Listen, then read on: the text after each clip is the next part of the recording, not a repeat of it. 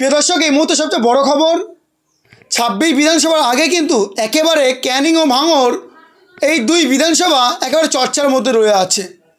একদিকে আইএসএফ, একদিকে তৃণমূল কংগ্রেস, একদিকে শওকত মোল্লা, একদিকে নওশাদ সিদ্দিকী।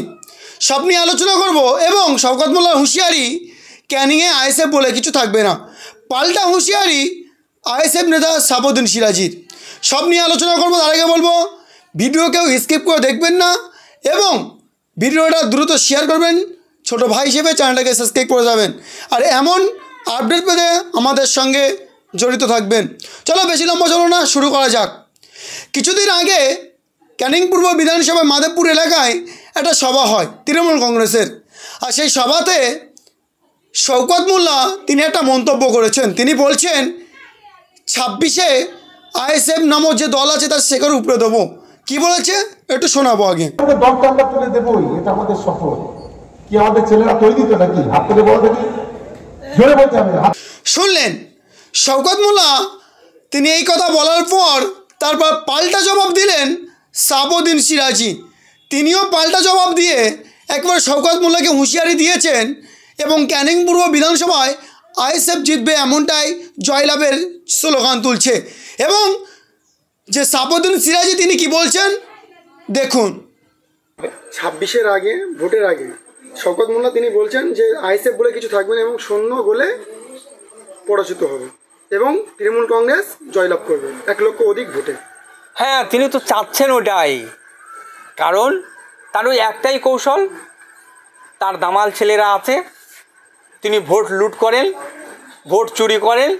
কারণ ভোট লুট, ভোট চুরি ছাড়া তার ক্ষমতা নেই এখান থেকে ভোটে জেতার। তার বুকের পাটা যদি থাকে, তিনি ফ্রি অ্যান্ড ফেয়ার ইলেকশন করে দেখাক, মানুষ ভোট দেবে, মানুষ যাকে ভোট দেবে সেই নির্বাচিত হবে, সেটা করে দেখাক। সেই দম নেই, সেই সাহস নেই তার। তিনি ভালো করে আপনারা খোঁজ নিয়ে দেখতে পাবেন, সেই এরিয়াতে গিয়ে, সেই এরিয়াতে মানুষকে ভোট দিতে যেতে দেওয়া হয় না। আপনি সেখানে গিয়ে আপনি খোঁজ নেবেন, রিপোর্ট আপনারা নেবেন, সেখানে তার যে ওই পোষা দামাল ছেলেরা যারা আছে, এই মস্তানগুলো, তারা সেখানে বুথ দখল করে, রিগিং করে, ছাপ্পা করে ভোট দেয়। সেই জন্য তিনি বলেছেন, কারণ ভাঙড় 1 নম্বর ব্লকের এই যে বুথ অঞ্চলগুলো আছে এবং যে ভোট কেন্দ্রগুলোতে আছে, এখানে তিনি সেইভাবে পেরে ওঠেন না। তারপরেও তার ছেলেরা রিগিং ছাপ্পা করার চেষ্টা করে বিভিন্ন জায়গায়। আমি বলছি, তাকে আবারও চ্যালেঞ্জ জানাচ্ছি এর মাধ্যম দিয়ে, আপনাদের মাধ্যম দিয়ে, তেনার যদি সৎ সাহস থাকে, তিনি সাধারণ মানুষ নির্বিঘ্নে ভোট দিতে পারবে সেই ব্যবস্থা করে দেখান। তিনি যদি জেতেন কি হারেন, মানুষ তার জবাব দিয়ে দেবে এবং তিনি বুঝতে পারবেন এই ক্যানিংয়ে তার কোনো জায়গা হবে না। তিনি কিন্তু একেবারে হুঁশিয়ারি দিয়েছেন যে আইএসএফ যারা করে তাদের জন্য জিহাদ ঘোষণা করেছেন। কি বলবেন?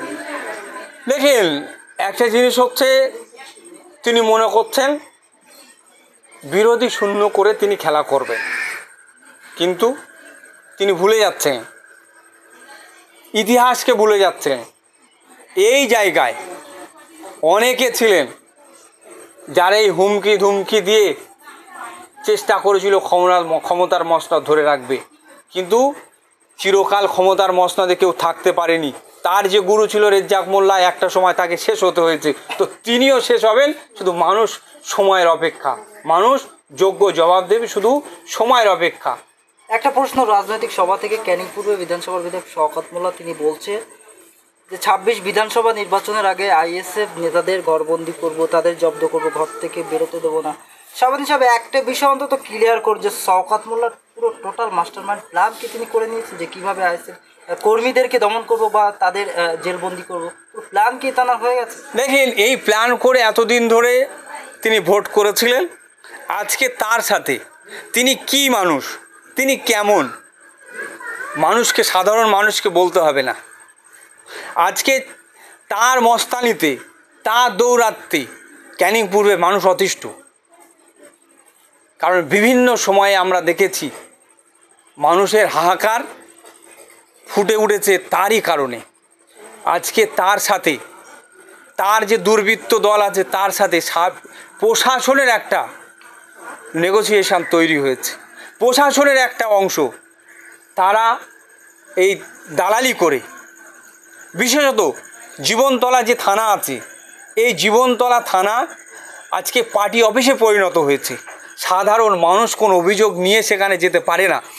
তার সেই রোগটাকে এই ভাঙড় ব্লকের 1 নম্বর ব্লকের যে থানাগুলো আছে, এই থানাগুলোতেও তিনি সেই পার্টি অফিস করার চিন্তা এগিয়ে যাচ্ছে এবং তার সাথ দিয়ে যাচ্ছে এই সমস্ত থানার কিছু আধিকারিকরা এবং থানার কিছু দলদাস পুলিশ।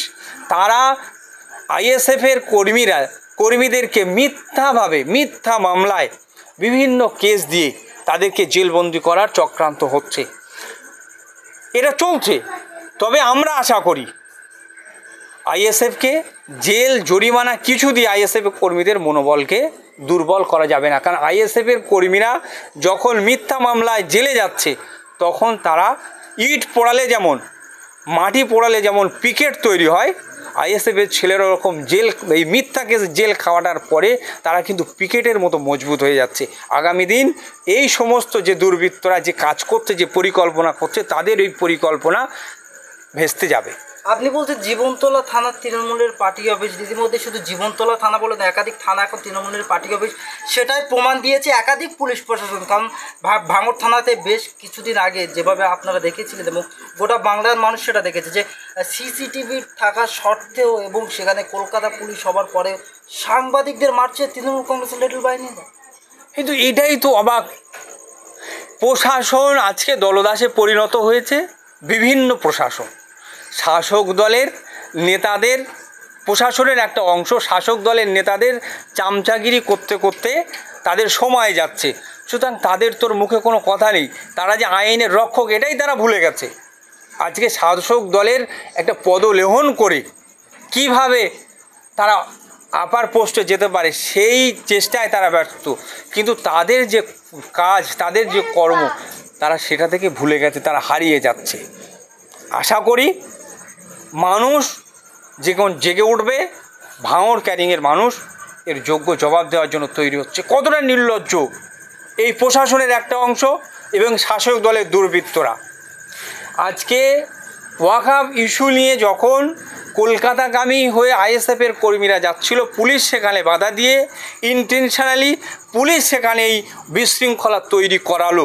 তারপরে যে সমস্ত কর্মীরা বাড়ি ছিল না, তারা ওই জায়গায় ছিল না, তারপরেও তাদের নামে মিথ্যা অভিযোগ দিল। তারপরে একটা থানা ভাঙড়ের, আপনারা জানেন 8টা থানা তৈরি হয়েছে, একটা থানায় কেস হলো প্রথমে, তারপরে তাদেরকে বিভিন্ন থানাতে পিছিয়ে নেওয়া হচ্ছে। কোন স্বার্থে? আইএসএফের কর্মীদের মনোবল ভেঙে দেবেন? আপনাদেরকে বলে রাখি মিডিয়ার মাধ্যম দিয়ে, আইএসএফের কর্মীরা এত ঠুনকো মনোবল নিয়ে আইএসএফ করে না। আইএসএফের কর্মীরা চোখে রেখে লড়াই করার জন্য আইএসএফটা করছে। কারণ শাসকের অত্যাচারের বিরুদ্ধে রুখে দাঁড়ানোর জন্য আইএসএফের কর্মীরা তৈরি আছে। আগামী দিন মাঠে ময়দানে বুঝিয়ে দেবে। গাজী শাহাবুদ্দিন সিরাজি, ইন্ডিয়ান সেকুলার ফ্রন্ট রাজ্য কমিটির সদস্য। আপনারা দেখেছেন মিডিয়ার মাধ্যমে তিনি কতটা ভীত সন্ত্রস্ত ছিলেন, বলতে গিয়ে কত বারবার আটকে যাচ্ছিলেন। কারণ এটাই হলো শাসক দল যেভাবে তার রুটি রুজিতে আটকে, ওই গরিব ছেলেটা সে একটা চাউমিনের দোকান দিয়ে তার রুটি চালায়। 21শে বিধানসভা নির্বাচনের পর এই এলাকার যিনি আছেন উপপ্রধান আলাউদ্দিন মোল্লা, তিনি তাকে থ্রেট দিয়েছে, তার দোকান বন্ধ করে দিয়েছে, বসতে দিইনি। তারপরে পঞ্চায়েত নির্বাচনে সে একই অবস্থা তারা করেছে। আবার লোকসভা নির্বাচনের পর তার উপরে সেরকম অত্যাচার করছে। এখন সে বাধ্য হয়ে রুটি রুজির তাগিদে, তার বাচ্চাদের তার মুখে আহার তুলে দিতে হবে, এই জন্য সে বাধ্য হয়ে তাদের কাছে যেতে বাধ্য হয়েছে, অন্তত তার রুটি রুজিটা। আর আইএসএফ মনে করে কোনো মানুষের রুটি রুজিতে আমরা তাকে বাধা দিতে পারিনি, কারণ রুটি রুজি অন্বেষণের জন্য তার পন্থাকে সে বেছে নিতে পারে। আমরা মনে করি যে ছেলেটাকে আজকে বাধ্য করা হচ্ছে, আগামী দিন তাকে তার দেহ নিতে পারে, হয়তো তার কিন্তু তার মনকে কেড়ে নিতে পারবে না আইএসএফ থেকে। মূলত আপনারা যে বলতে চাইছেন, আপনাদের যে অভিযোগ যে তার দোকান প্রসারি বন্ধ করে দেওয়া, তার বাড়ি লুটপাট থেকে শুরু করে ইত্যাদি ইত্যাদি, কিন্তু আপনারা কি কোনো আইনি প্রক্রিয়ায় গিয়েছিলেন?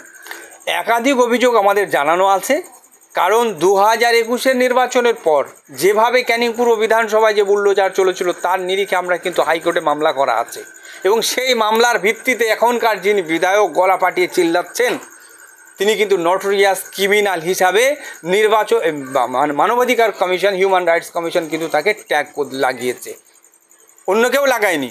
সুতরাং তাদের বিরুদ্ধে যথাযথ আইনি ব্যবস্থা নেওয়া আছে। আগামী দিন এর ব্যবস্থা নিশ্চিত কোর্টের মাধ্যমে পাবে।